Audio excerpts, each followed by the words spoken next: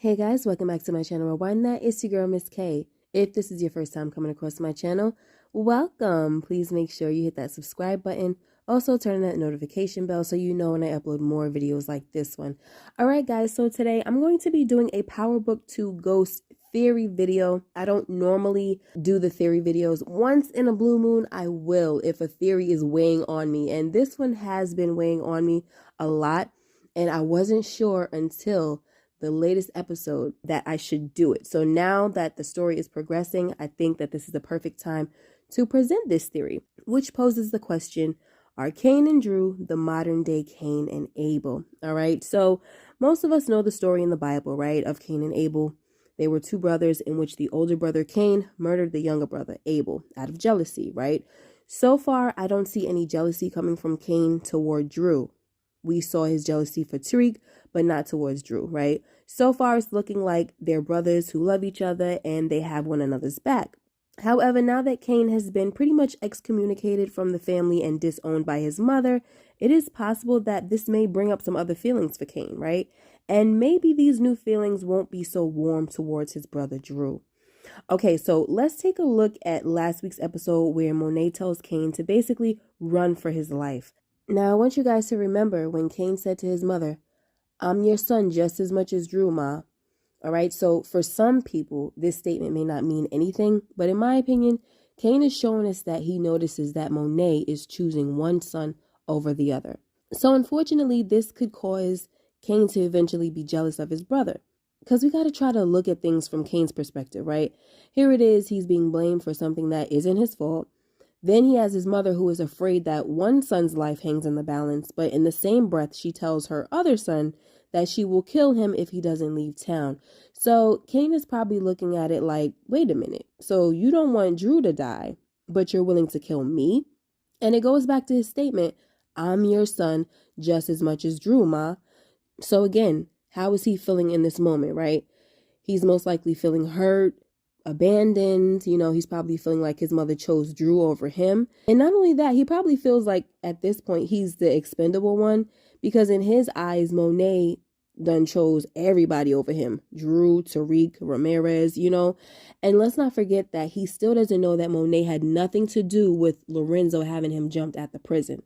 So he's looking at it like his mom done had his behind whooped as well. So when Monet says, "I'll kill you," he's taking that very seriously. All right, so now that we've covered all that, let's go back to the story of Cain and Abel, right? Now, in the Bible, Cain and Abel both came with an offering to give to God.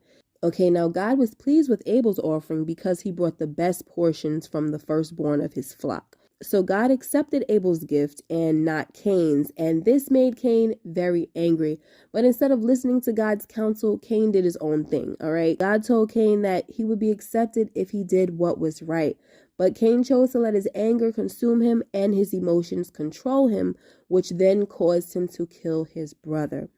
All right, so let me make this clear real quick. We are in no way going to compare Monet and God, okay? This is a comparison between Cain and Abel and Cain and Dru. All right, so as Cain sees that he's not accepted by his mother, we could imagine that he's about to raise all types of hell, which could also be referred to as raising Cain, okay? No pun intended. Now, I also want to mention that Cain's name is really short for his nickname that he earned as a child called Hurricane, all right? And he's really named after his father, Lorenzo. All right, this info was provided by Courtney Kemp herself in one of her live Q&As. So, okay, I just wanted to mention that because it's not like the writers were trying to make it like an obvious version of a Cain and Abel story, all right? This guy's name is really Lorenzo, and Cain is short for Hurricane, all right? Anyway, so moving on, we could have this theory go both ways, guys. It could be that Cain kills Dru, right? Either purposely or by accident, but the point is the theory can be fulfilled as long as Cain is the cause of Dru's death some way, somehow. Now, the second way the theory could be fulfilled is that Dru kills Cain. This would still be a modern day Cain and Abel story because it's brother killing brother, so it doesn't matter which brother, the fact is they're brothers, right? Now, this part of the theory comes from Dru being compared to like the Michael Corleone of the family. And this comparison was also brought up by a fan and confirmed by Courtney Kemp. And it was something that I thought about as well, especially when we look at the difference between Cane and Dru. You know, Cane is more like the sunny Corleone, you know, where he's hot-tempered and, you know, hot-headed. You know, his anger drives him, you know what I'm saying, which makes him very vulnerable, because now the enemy can move on you because they know that you're a freaking wild card who will blow off the handle and you could easily be set up, right? Like Sonny was. And then you have Dru and Michael Corleone, they're smart, you know what I'm saying, and more mild tempered, which makes for a good leader, you know? So, all right. So anyway, let's get back to this comparison, because we got to pay attention to this, because if Courtney Kemp says that Dru is like the Michael Corleone of the Tejada family, then that means that Dru is going to be calculated and be willing to kill his own blood, just like Michael Corleone, right? Now, Courtney Kemp also let fans know that Dru being shot is going to change him dramatically. So the Dru that looked at Monet like she was crazy for suggesting that he shoot up a building that had his brother in it, well, that Dru might be long gone. And this new Dru might be a little more ruthless, all right? So if we take a look at The Godfather, without going into extensive details, Michael Corleone had his brother Fredo killed because he was gullible and, you know, he wasn't smart. He was too trusting of others, and it caused him to make bad decisions, and those type of decisions got the family in trouble and it put them in harm's way, right? Most of y'all know the story, right? And this was Michael Corleone's way of eliminating a weak link in the family. And it was honestly one of my least favorite parts, by the way. So sad. Anyway, so my question is it possible that Dru could turn so ruthless to the point of killing his brother Cain? Because if you think about it, Cain is the weakest link of the family. Yes, Tariq labeled him as the shooter and the bishop on the chessboard, but that's because he didn't know how reckless and out of control Cain was.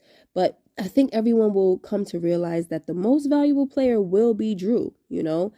And at the same time, I don't think Dru would just kill Cain. Like, for example, just because Monet wants him to, right? I don't think Dru would just kill Cain. If Dru kills Cain, it would be more because he realizes that Cain's existence comes as a detriment to the whole family, right? So in other words, as long as Cain is alive, the Tejada family is not safe, okay?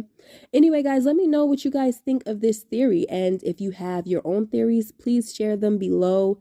Thanks again for your time, and I'll catch y'all in the next video. Oh, yes, and before I go, please make sure you like, comment, and subscribe if you haven't already. Hit that notification bell so you know when I upload more videos like this one. Take care and be blessed. Bye-bye.